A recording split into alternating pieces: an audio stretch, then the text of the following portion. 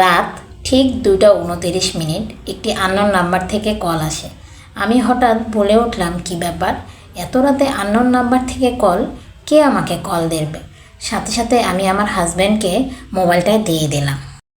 আমার husband call receive করার পর ওই পাশ থেকে কেউ একজন বলছে এলাকার ডাকাত পড়েছে, মসজিদের মাইকে সবাইকে সাবধান করছে, সবাই নিচে চলে আসা।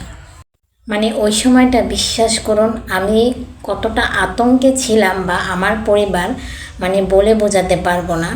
এরকম আমার নির্ঘুম আতঙ্কের রাত জীবনে আর একটাও আসেনি। বাসার সবাইকে জেগে তুললাম, সবাই আতঙ্কে ছিলাম। হঠাৎ করে শব্দ পাচ্ছি সিঁড়ির মধ্যে খুব দ্রুত গতিতে কেউ নেমে যাচ্ছে বা উঠছে। পরে আসলে বুঝতে পারলাম যে আমাদের বিল্ডিংয়ের অন্যান্য ভাড়াটিয়ারাও সবাই নেমে যাচ্ছিল যে ডাকাতের কথা শুনে এলাকা পাহারা দেওয়ার জন্য। আমাদের রুমের সবাই চলে গেল, একা আমি আর আমার ছোট্ট বাবুটা ছিলাম। কিন্তু তারপরও প্রত্যেকটা মুহূর্ত আমার আতঙ্কে কাটতেছিল। সবাই নিচে ছিল, তো আমি আমার হাজব্যান্ডকে বারবার ফোন দিয়ে বললাম, তুমি উপরে আসো। ও বললো, ভয় পায়ও না, বাড়ি সবাই পাহারা দিচ্ছে, এলাকার সব লোকজন আছে, আমরা নিচেই আছি। তো যাই হোক, সারা রাত এভাবে আতঙ্কেই কেটে যায়। তারপর ফজরের আজান দিলে সবাই চলে আসে আর আমরা একটু স্বস্তি পাই। এই সারা রাত এলাকার কেউ ঘুমায় নাই, আত্মীয় স্বজন বন্ধুবান্ধব সবাই একজন আরেকজনকে কল করতেছিল, ফেসবুকে পোস্ট করতেছিল।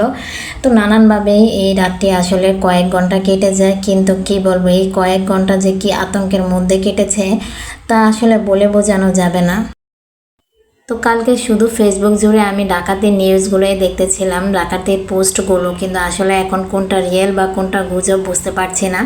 তবে যাই হোক, রাতটা খুব আতঙ্কের মধ্যেই কেটেছে।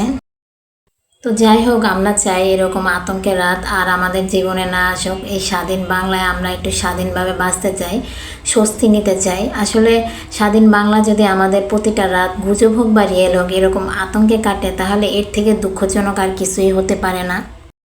প্রতিদিন এলাকা যেভাবে লুটপাট হচ্ছে, ভাঙচুর হচ্ছে, তারপরে আবার যদি রাতের বেলা এরকম ভয়ানক পরিস্থিতির সৃষ্টি হয়, তাহলে আর কি বলবো, এর থেকে দুঃখজনক আর কি হতে পারে। আমাদের ছাত্র ভাইরা, ছাত্র সমাজ আমাদের দেশের জন্য কত কিছু করলো, জীবন দিল, প্রাণ দিল, আর কিছু অসাধু মানুষ এটার সুযোগ নিয়ে কি করছে দেশে, এগুলা বলেন।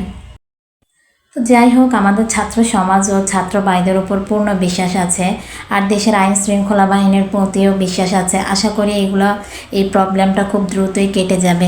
আজকে আমাদের এলাকার পরিষ্কার কাজটি করছে আমাদের ছাত্র ভাইরা, এটা দেখে আসলে খুব ভালোই লাগলো। কি বলবো, আমাদের দেশটা একদিন দেখবেন অনেক সুন্দর হয়ে যাবে, এই আশাই আমরা করি।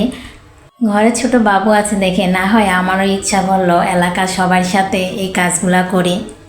শুনেছি তারা রাতেবেলা পাহারা দেওয়ার ব্যবস্থাও করবে।